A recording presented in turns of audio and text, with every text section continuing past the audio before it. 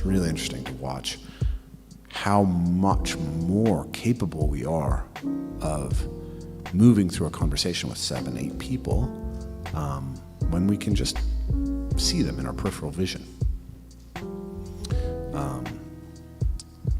So yeah, that was fun. It was really interesting. I like the protocol. I think there could be some more movement. The first topic that popped into my mind was the connection between ecological psychology and metaphysical realism.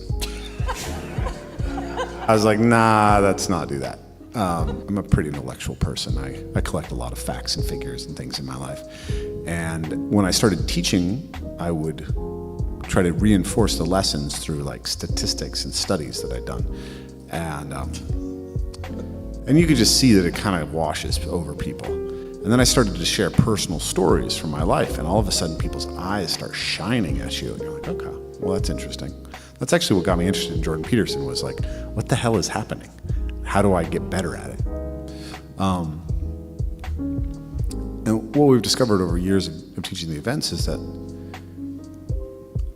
I think that we live in a culture that is both extremely excessively socialized and incredibly deeply starved of intimacy. And so this is an invitation to intimacy. And that's something that does translate to every single person. There's nobody who doesn't want to be known. There's nobody who doesn't want to be listened to deeply. And they may not have any clever ideas about metaphysical realism or affordances and constraints, but they have a life.